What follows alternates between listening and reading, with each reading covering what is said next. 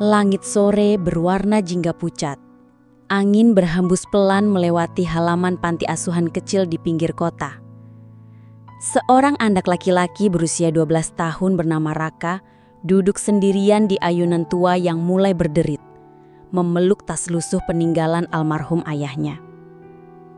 Raka bukan anak yang cerewet. Ia jarang bicara. Bahkan ketika anak-anak lain tertawa bermain, ia lebih sering menatap kosong ke tanah. "Raka, kenapa kamu gak ikut main bola sama yang lain?"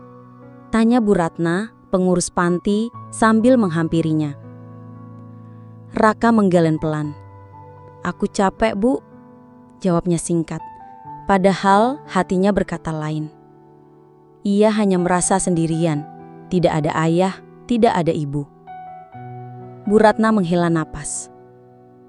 "Kamu masih kecil, Nak. Jangan terus memendam. Mainlah, biar hatimu sedikit lega." Raka diam.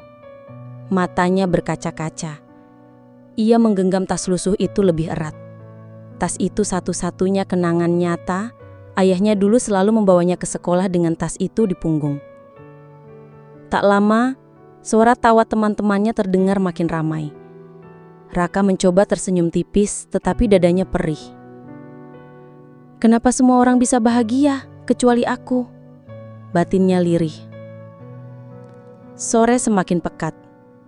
Anak-anak lain dipanggil masuk ke aula untuk makan malam. Raka berjalan pelan, menunduk, duduk di pojokan ruangan. Piring plastik berisi nasi dan sayur sederhana diletakkan di depannya. Seorang anak lain, Bayu, bersuara keras. Jangan deket-deket sama dia. Dia aneh. Pendiam banget, kayak gak punya temen." Anak-anak lain terkekeh. Raka menggenggam sendok erat. Matanya panas. Ia ingin marah, tapi tak ada tenaga. "Aku memang gak punya siapa-siapa," katanya lirih. Malam itu, setelah semua anak tidur, Raka diam-diam keluar kamar. Ia duduk di tangga panti, menatap bulan. "Ibu, Ayah, kalau kalian masih ada, aku gak akan sendirian kayak gini." Air matanya menetes, jatuh ke lantai dingin. Angin malam membawa dingin yang menusuk tulang, membuatnya memeluk tas lusuh itu lebih erat.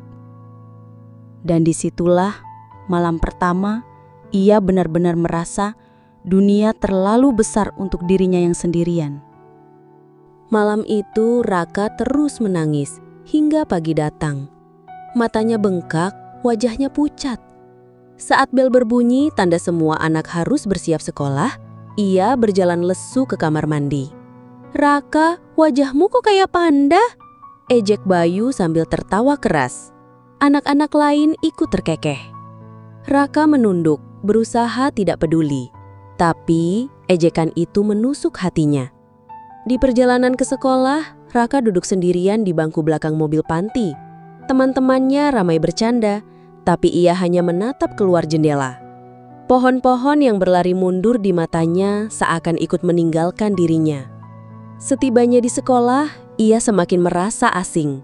Di kelas, guru menanyakan PR. Raka tidak sempat mengerjakan. Semalam ia terlalu sibuk menangis. "Raka, mana PR-mu?" tanya bu guru dengan nada tegas. Aku lupa, Bu," jawabnya lirih. Teman-teman sekelas menoleh, ada yang cekikikan. "Lupa terus, Bu, kayaknya otaknya ketinggalan di rumah," celetuk salah satu murid. Kelas tertawa. Raka menunduk makin dalam, menggigit bibir agar tidak menangis. Sepulang sekolah, ia kembali ke panti. Di meja makan, Bayu kembali usil. "Jangan duduk di sini. Tempat ini cuma buat anak yang punya orang tua." Semua terdiam. Kata-kata itu seperti palu goda menghantam dada Raka. Ia berdiri pelan, meninggalkan meja makan tanpa berkata apa-apa. Di kamar ia membuka tas lusuh itu, mengeluarkan foto lama orang tuanya. "Aku capek ya, Bu. Aku capek," bisiknya. Air matanya jatuh membasahi foto itu. Hari itu Raka merasa dunia menolaknya dari segala arah. Dalam mimpinya, ia kembali ke rumah lama. Suara ayah dan ibunya terdengar samar memanggil namanya. Raka berlari, tapi setiap kali ia hampir menyentuh mereka, tubuh mereka berubah jadi asap, menghilang. "Ibu, ayah, jangan tinggalin aku lagi," teriaknya. Tiba-tiba Bayu muncul dalam mimpi, tertawa keras. "Kamu gak pantas punya orang tua, kamu sendirian."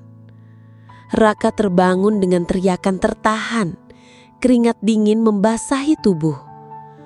Malam itu panjang dan ia tidak bisa tidur lagi. Keesokan harinya, wajahnya makin pucat. Bu Ratna menghampirinya. "Raka, kamu sakit?" Raka menggeleng pelan. "Aku gak apa-apa, Bu." Tapi jelas sekali ia rapuh. Di sekolah ia makin terasing. Tidak ada yang mau duduk sebangku dengannya. Bahkan ketika guru menanyakan siapa yang mau berkelompok dengan Raka, semua murid menunduk pura-pura sibuk. Raka akhirnya mengerjakan tugas sendirian. Saat istirahat, ia duduk di pojok kantin memegang roti isi sumbangan sekolah. Anak-anak lain dengan uang jajan dari orang tua sibuk membeli makanan enak. Ia menatap mereka dengan mata basah. "Andai aku juga bisa punya," gumamnya. Hari itu luka di hatinya makin dalam.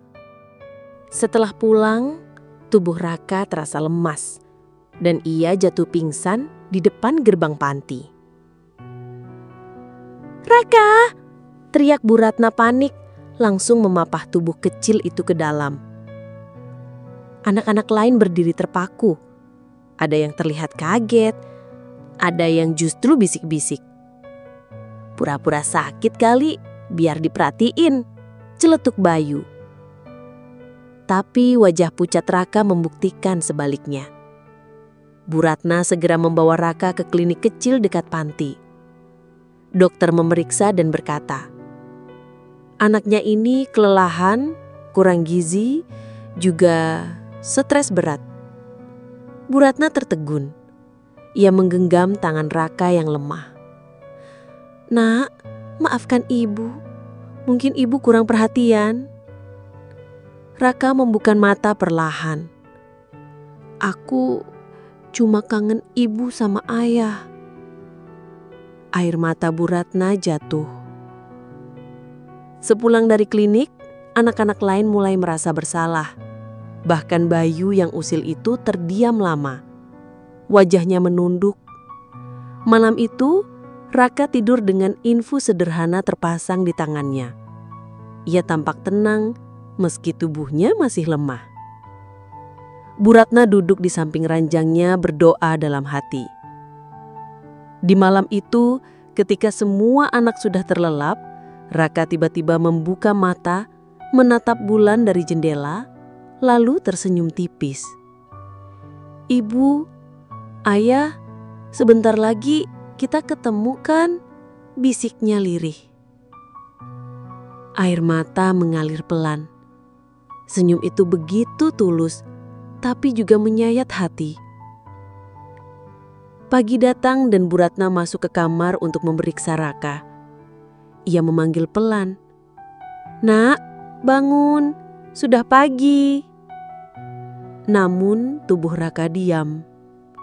Senyumnya masih terukir, matanya terpejam damai. "Raka, Raka!"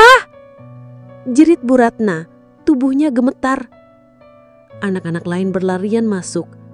Bayu terdiam, matanya membesar, lalu menangis keras. Aku jahat sama dia. Maafkan aku, Raka." Tangisan memenuhi ruangan itu.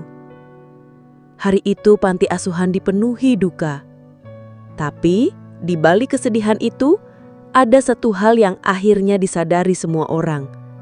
Bahwa satu hati kecil yang hancur bisa lebih rapuh daripada yang terlihat. Dan jeritan hati seorang anak yatim piatu itu kini hanya tersisa sebagai kenangan. Tapi juga menjadi cambuk agar mereka belajar untuk lebih peduli, lebih mengasihi, dan tidak pernah lagi membiarkan seorang anak merasa sendirian di dunia ini. Terima kasih sudah nonton video ini sampai selesai. Jangan lupa like, komen, dan subscribe untuk update cerita terbaru lainnya. Assalamualaikum warahmatullahi wabarakatuh.